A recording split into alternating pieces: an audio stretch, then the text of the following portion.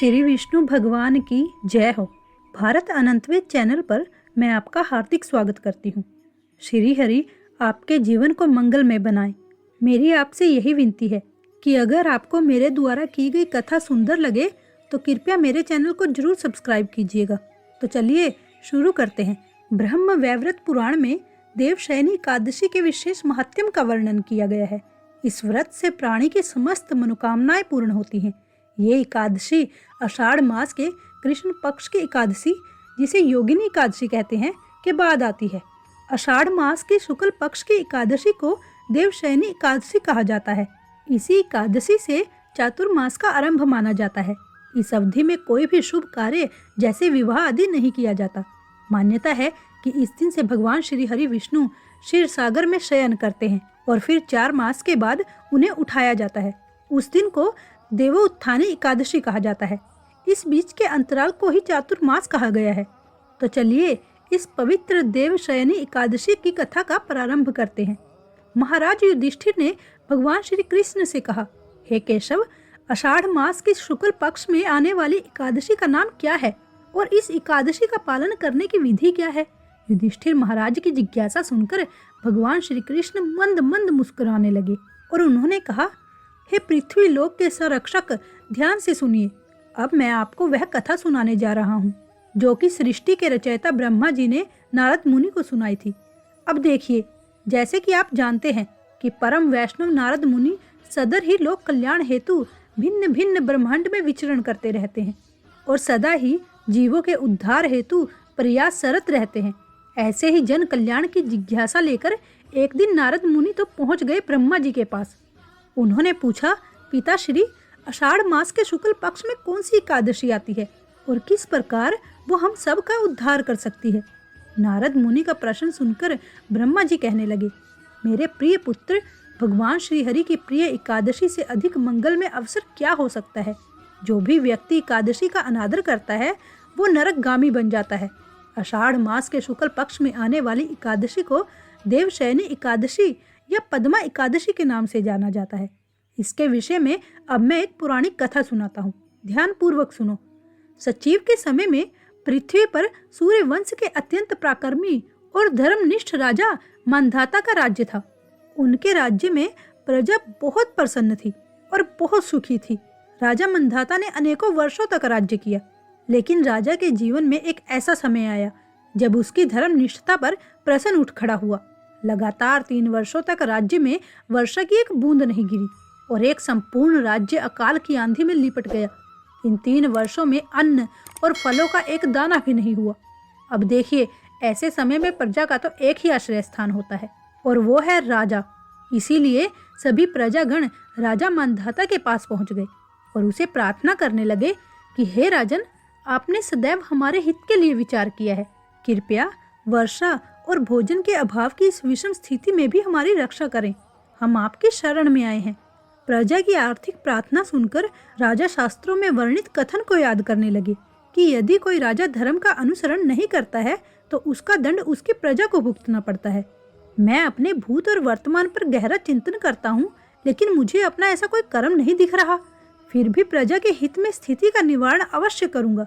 इस प्रकार अपने मन में कुछ निर्णय करके राजा अपनी सेना और मंत्रियों के साथ वन की ओर निकल पड़े।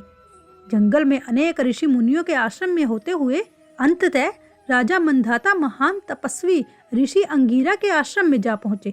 आश्रम में ध्यान मगन ऋषि के चारों ओर दिव्यता का प्रकाश पुंज फैला हुआ था। राजा ने ऋषि के पास जाकर दंडवत प्रणाम किया और ऋषि अंगीरा ने उन्हें आशीर्वाद देते हुए उनके और राज्य की कुशलता के बारे में पूछा। राजा ने भी अत्यंत विनम्रता पूर्वक ऋषि को अपने समस्त विषय के बारे में विस्तार से कह सुनाया। राजा की विशेष स्थिति को देखकर ऋषि अंगीरा कहने लगे, हे राजन, वर्तमान सचिव का समय धर्म के 4 स्तंभों पर स्थापित होता है। इस युग में ब्राह्मण को ही तपस्या करने की अनुमति दी जाती है, लेकिन आपके राज्य में एक शूद्र इस समय घोर तपस्या में संलग्न है। इस आश्रम के कारण ही तुम्हारे राज्य में वर्षा नहीं हो रही। इसीलिए आप उसको मृत्यु दंड दें, जिससे कि आपके राज्य में पूर्व वर्षा और सुख समृद्धि वापस आ जाए। ऋषि की ऐसी बात सुनकर राजा कहने लगे, हे ऋषिवर, मैं एक निरपराधी तपस्वी को दंड कैसे दे सकता हूँ? नहीं नहीं, ये मुझसे नहीं होगा। कृपया आप मुझे कोई और मार्ग बताएं। आखिरकार राजा की प्रजा वत्सलता देखकर ऋषि अंगीरा कहने लगे, हे राजन, आप अपने परिवार और समस्त प्रजा सहित आषाढ़ मास के शुक्ल पक्ष में आने वाली पद्मा एकादशी का नियम पूर्वक पालन करें। इसके प्रभाव से आपके राज्य में प्रचुर मात्रा में वर्षा होगी और आपके भंडार फिर से धन धान्य से समृद्ध हो जाएंगे। ऋषि अंगीरा के वचन से संतुष्ट हो और प्रसन्न होकर राजा ने ऋषि को प्रणाम किया और अपनी सेना के साथ वापस अपने राज्य में आ गए। आषाढ़ मास के शुक्ल पक्ष में देवशयनी एकादशी आई तो राजा ने समस्त प्रजागणों और अपने परिवार के साथ निष्ठता पूर्वक एकादशी व्रत का पालन किया और इस व्रत के पुण्य प्रभाव से राज्य में प्रचुर मात्रा में वर्षा हुई और संपूर्ण राज्य फिर एक बार धन धान्य से संपन्न हो गया। ये कथा सुनाते हुए ब्रह्मा जी नारद से कहने लगे कि हे नारद, ये व्रत समस्त तत्वों की मुक्ति को प्रदान करता है। ब्रह्मा जी और नारद मुनि के संवाद को संपन्न करते हुए भगवान श्री कृष्ण ने महाराजा युधिष्ठिर से कहा कि हे राजन, ये पद्मा एकादशी इतनी प्रभावशाली है कि जो भी व्यक्ति इसका श्रवण या पाठन भी करता है वो पाप मुक्त हो जाता है। इस तिथि से आरंभ होने वाला चातुर्मास हमारी संस्कृति में अत्यंत महत्वपूर्ण माना गया है, क्योंकि इस मास के दौरान किया गया पुण्य और आध्यात्मिक कार्य आपको अनेक गुना होकर अधिक फल प्रदान करता है। और यही कारण है कि इस चातुर्मास में व्यक्ति को अधिक से अधिक हरे कृष्ण महामंत्र का जाप और शास्त्रों का अध्ययन जरूर करना चाहिए। हरि कथा का श्रवण करें और अपनी क्षमता के अनुसार अधिक से अधिक दान करना चाहिए। भगवत गीता के 18वें अध्याय के 68वें श्लोक में भगवान श्री कृष्ण कहते हैं कि जो व्यक्ति भक्तों को ये परम रहस्य बताता है वो शुद्ध भक्ति को प्राप्त करता है और अंत में वो मेरे पास वापिस आ जाएगा। अब जरा सोचिए, भगवान का दिव्य संदेश किसी को बताने से ही इतना बड़ा फल मिल जाता है, तो यदि आप दान पुण्य करते हैं, श्री कृष्ण भगवान का मंत्र जाप करते हैं, तो आपको कितना बड़ा फल मिलेगा। तो चलिए चातुर्मास का मंगलमय प्रारंभ करते हैं और इस देवशयनी एकादशी को श्रद्धा और निष्ठा पूर्वक पालन करते हैं और अपने आध्यात्मिक जीवन को अधिक से अधिक सशक्त बनाते हैं। जय श्री कृष्ण, जय श्री हरि। अगर आपको आज का पाठ सुंदर लगा हो तो मेरे चैनल भारत अनंत वेद को सब्सक्राइब करना मत भूलिएगा। धन्यवाद।